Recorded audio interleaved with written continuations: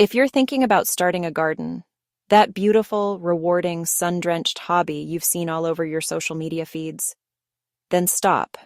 And if you only have time for one video today, it's absolutely this one. Because I'm about to give you the 15 beginner mistakes that almost everyone makes. How do I know?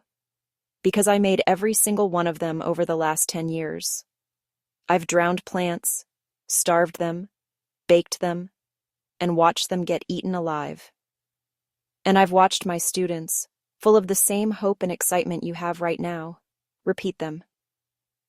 So let's skip the heartache. Learn what not to do, and you'll save yourself so much time, money, and most importantly, your sanity. Let's dig in. Mistake number 1 is starting way too big. This is the classic eyes bigger than your shovel syndrome. You envision a sprawling vegetable paradise, tilling up half your lawn. But a huge garden quickly turns from a dream into a demanding full-time job.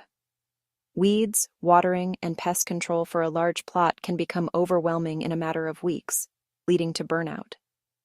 So don't plant a farm. Instead, start with 1 or 2 manageable raised beds, maybe 4x4 or 4x8 feet, or even just a few large containers on your patio. This lets you learn the ropes, celebrate small wins, and actually keep up with the work. You can always expand next year. Mistake number 2, ignoring the sunlight. This is a non-negotiable fundamental force of the universe for gardeners. Plants are solar-powered factories. Without enough light, they can't produce the energy they need to grow strong, fight off disease, or make the fruits and vegetables you want to eat. Putting a sun-loving plant in the shade is a recipe for disappointment. So, before you build or plant anything, track your sun. Go outside on a sunny day and check your proposed garden spot every hour. Where is the sun at 9 a.m., at noon, at 4 p.m.? Most vegetables, like tomatoes, peppers, and squash, need at least 6 to 8 hours of direct, uninterrupted sunlight. Number 3, bad soil. You might think dirt is dirt, but this is one of the most critical mistakes. Your native yard soil is often compacted, low in nutrients, and poorly draining. It's more of a construction material than a living ecosystem. Planting in it is like trying to run a marathon on a diet of water and crackers. Your plants will be weak, stunted, and prone to every problem imaginable. Don't plant into that hard, lifeless dirt. The solution is to invest in creating great soil from the start. For raised beds, use a mix of high-quality compost and topsoil. For containers, buy a fluffy potting mix. Good soil holds moisture, provides nutrients, and allows roots to breathe. It truly is the difference between a garden that is just meh and one that is pure magic. Mistake 4 is a double whammy: overwatering or underwatering. It's a delicate balance. Too little water, and your plants wilt, get stressed, and can't transport nutrients. But too much water is even more dangerous. It suffocates the roots, cutting off their oxygen supply and creating the perfect environment for root rot, a fungal disease that is often a death sentence. So, don't just guess. Use the finger test. Stick your finger about 2 inches into the soil. If it feels dry at the tip, it's time to water. If it's moist, wait another day. And always ensure your containers have drainage holes. Plants should never be left sitting in a saucer full of water. Mistake number 5, no mulch. Leaving your soil bare is an open invitation for problems. The sun bakes the top layer, killing beneficial microbes and causing rapid moisture evaporation. And every weed seed in a 5-mile radius sees it as a perfect, sunny spot to germinate. You'll spend all your time watering and weeding instead of enjoying your garden. The fix is simple. Cover your soil with a 2 to 3 inch layer of mulch. This can be straw, shredded leaves, or wood chips. Mulch acts like a blanket, keeping the soil cool, holding in moisture so you water less, and suppressing at least 90% of weeds. It's a massive time and water saver. Number 6, planting for the wrong season. Plants are just as sensitive to the calendar as we are. There are cool season crops that thrive in the mild weather of spring and fall, and warm season crops that need the long, hot days of summer. Planting them at the wrong time is a guaranteed failure. Don't plant cool weather crops like lettuce and spinach in the peak heat of July. They'll bolt and turn bitter. And please, don't plant your summer-loving tomatoes and peppers outside before your last frost date. A surprise late frost will kill them instantly. The solution is to simply Google last frost date for your city. This date is your green light for planting tender summer crops. Work backward from there for your cool season plants. Mistake 7 is crowding. It's so tempting to try and squeeze just one more plant into the bed, but this backfires badly. When plants are crammed together, they have to compete for sunlight, water, and nutrients. This intense competition stunts their growth.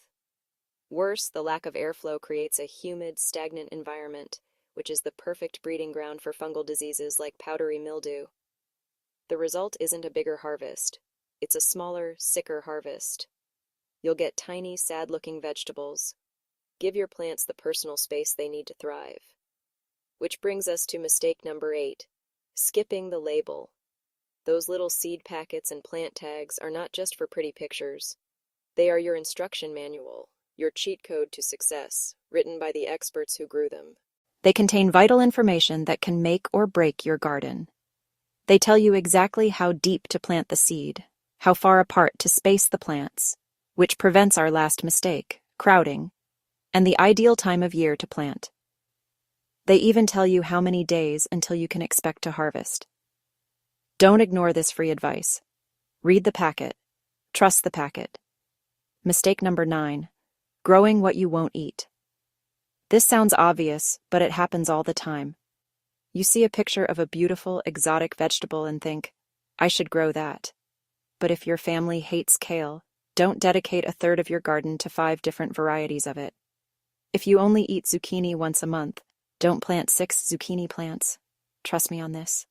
Gardening takes work, and the biggest reward is eating the delicious food you grew. So, make a list of the vegetables and herbs you buy most often at the grocery store. Plant your absolute favorites first. The joy of harvesting something you genuinely love to eat is the best motivation to keep gardening. Number 10 is not hardening off seedlings. If you start seeds indoors, you've been nurturing them in a perfect, climate-controlled environment. No wind, no harsh sun, stable temperatures. Taking them from that cushy life and planting them directly into the harsh outdoor world is a massive shock to their system. The intense sun can scorch their leaves, and the wind can snap their tender stems. You have to acclimate them gradually. This process is called hardening off.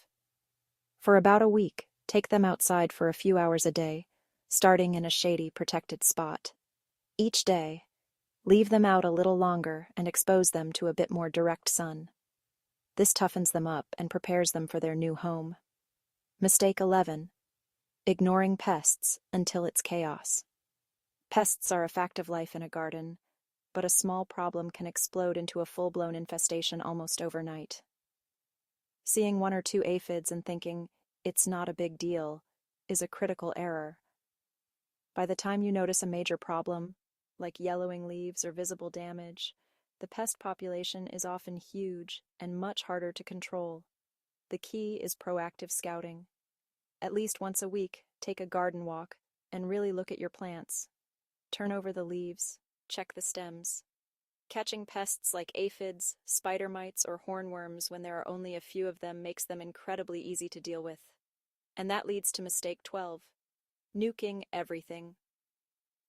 When you do find pests, the knee-jerk reaction can be to reach for the strongest chemical spray you can find.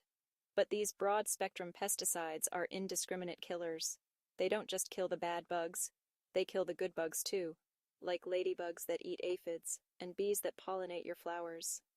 You end up wiping out your garden's natural defense system. Always start with the least toxic method first. For large pests like caterpillars, hand-picking is effective. For small pests like aphids, a strong blast of water from the hose can knock them off. If you need to spray, choose a targeted organic option like neem oil. Your goal is management, not annihilation. Protect your beneficial allies. Mistake 13.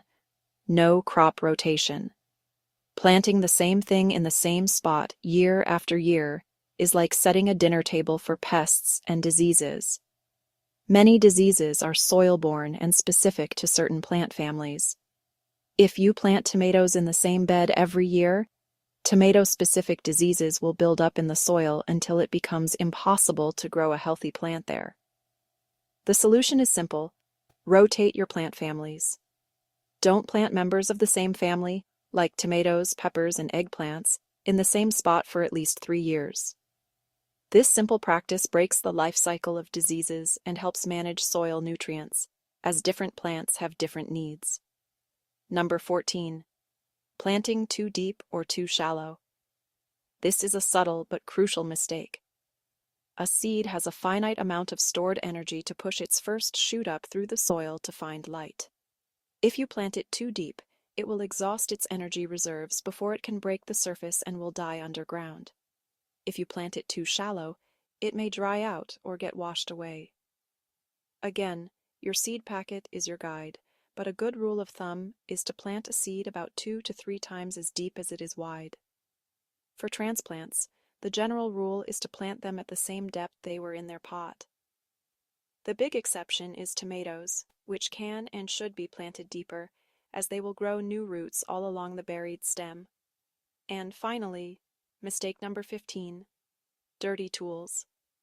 Your pruners, trowels, and snips are like a surgeon's scalpel.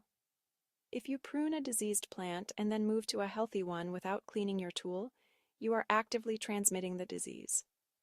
It's an easy and devastating way to spread problems like blight or bacterial spot throughout your entire garden. The fix takes 5 seconds. Keep a small bottle of rubbing alcohol or some alcohol wipes in your garden bucket. After working on a plant, especially one that looks even slightly unhealthy, give your tools a quick wipe down before moving to the next. This simple habit of good hygiene can save your garden. Okay, I know that was a lot, but don't be intimidated. Be empowered. You now know the 15 biggest traps, which means you're already set up for success. So here's your first move. Pick one small, manageable area.